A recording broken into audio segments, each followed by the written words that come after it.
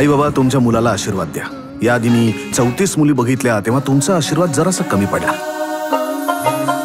बेटी का लग्न नहीं हो रहा बाबा जी, कितने प्रयत्न किए लेकिन नकारच आता है. अगं तुझ्या वयाच्या मुलींना 2-2 मुलं झाली आहेत. तुला कसं कळलं की मी आज गायत्रीला भेटायला जाणार? तू त्या प्रोफेसरचं नाव काय म्हणालीस? अथश्री महाजन. नाव खूप छान आहे. लग्नानंतर प्लीज बदलू नको. तुला लग्न का करायचंय? तुम्हाला नाही करायचं? नाही. का नाही करायचं लग्न? आता ती सांगायला तू काय नवरा आहेस माझा? तुम्ही हो दिलं तर मी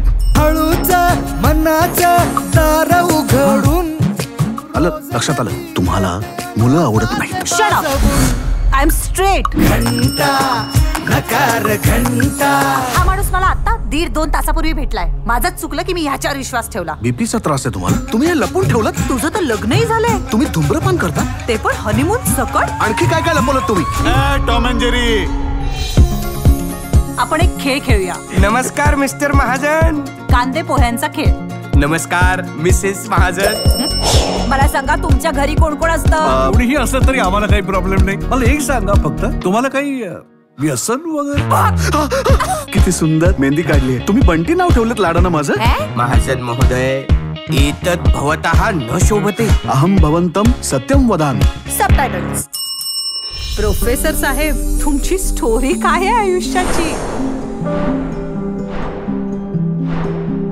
माझ्यासाठी फक्त एकच निकष आहे आणि तो म्हणजे मन जुळणं. माझ्या बाबांनी जसं माझ्या आईला आयुष्यभर सांभाळलंय ना, तसं कोणीतरी मलाही सांभाळावं. म्हणजे या स्वार्थी विचारासाठी आई बाबांना सोडून निघून जाणं मला नाही पटत. तुम्ही ये माया भरता आई वडिलांच्या प्रेमाचा असं नाही वाटत आहे तुम्हाला? तू का काठावर उभा राहून बोलतोयस? तुम्ही कर्ज असल्यासारखं त्याचं ओझं का घेताय?